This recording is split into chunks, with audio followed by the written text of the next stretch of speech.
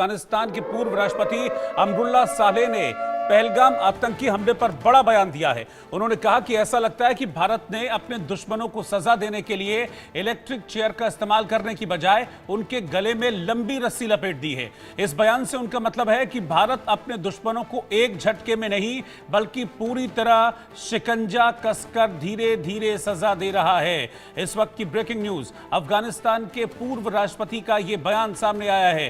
दरअसल उन्होंने social media platform पर अपनी ये बात लिखी है। उनका कहना है कि इलेक्ट्रिक चेयर पर नहीं, गले में फंदा लपेट के धीरे धीरे सजा दे रहा है। इसको समझने की जरूरत है। इलेक्ट्रिक चेयर पर क्या होता है कि इलेक्ट्रिक चेयर पर बिठाया, शॉक दिया और काम खत्म।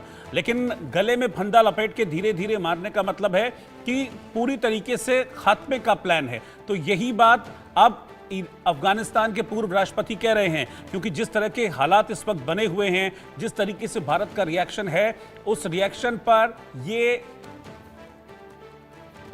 स्टेटमेंट है अफगानिस्तान के पूर्व राष्ट्रपति का। और ये बड़ा स्टेटमेंट अफगानिस्तान के पूर्व राष्ट्रपति की तरफ से दिया गया है। मैं आपको ये भी बता दूं कि अफगानिस्तान हमेशा से प्रो इंडिया रहा है और हाल के दिनों में पाकिस्तान के साथ उसके रिश्ते बहुत ज़्यादा खराब हुए हैं।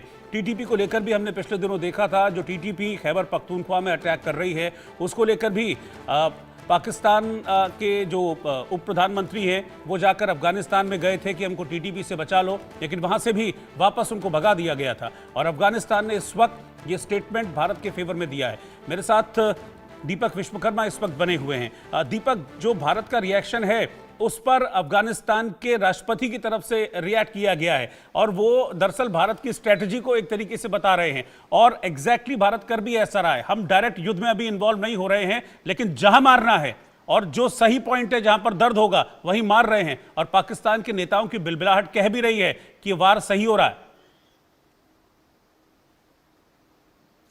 देखिए, बहुत महत्वपूर्ण है। यदि इसको आसान भाषा में समझा जाए और दर्शकों को समझाया जाए तो उन्होंने ये लिखा है कि यदि इलेक्ट्रिक चेयर पे बैठा देते हैं, शॉक दिया, मौत हो गई। लेकिन भारत ने पाकिस्तान के गले में एक रस्सी बांधी है और जिस तरीके से जब आप फांसी लगाते हैं तो आपकी तड़प तड़प के मौत होती है। एक समय लेते हैं, एक टाइम पीरियड के बाद आपकी मौत होती है, टाइम पीरियड के बाद आपकी जान निकलती है। और जान निकलने से पहले जो शरीर फड़फड़ाता है या शरीर जिस तरीके से तड़पता है, भारत वैसे ही तड़पा रहा है।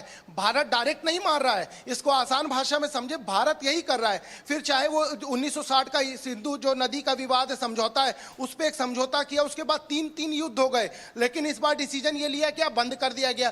पाकिस्तान के जितने भी सोशल मीडिया इन्फ्लुएंसर है और जितने भी सोशल मीडिया अकाउंट है, चाहे वहाँ के पाकिस्तानी प्रधानमंत्री के हों, चाहे वहाँ के क्रिकेटर के हों, चाहे उनके नेताओं के, उन सबको ब्लॉक कर दिया। सीज फायर को वो तोड़ते हैं, यहाँ से जवाबी भरपूर तरीके से कार्रवाई की जा रही है। हमारे प्रधानमंत्री इस चीज को कह चुके हैं कि सेना को छूट है। कल रक्षा मंत्री ने यह कह दिया है कि आप चिंता मत कीजिए, भारत वही करेगा जो यहाँ के 150 करोड़ लोग चाहते हैं, जो यहाँ की जनता चाहती है। तो इस तरीके से लगातार, और पाकिस्तान जगह जगह जाके जिस तरीके से माथा टेक रहा है कि हमें बचा लीजिए, आप एक बार इसमें इंटरवीन कीजिए, फिर चाहे वो पीओके का मुद्दा हो, चाहे तमाम दूसरी चीजें हो, तो पाकिस्तान अभी ये कर रहा है कि गीदड़ भपकी दे रहा है। वो गीदड़ भपकी इसीलिए दे रहा है क्योंकि पाकिस्तान के गले में जिस तरीके से भारत ने वो फंदा लटकाया है, तो वो जब जब तड़पता है, जब जब उसको लग रहा है कि मेरी जान चली जाएगी, तब वो कोई बयान दे देता है, तब वो कहीं जाता है और वहां जाके माथा टेकता है। इसी वजह से ये बयान दिया गया है।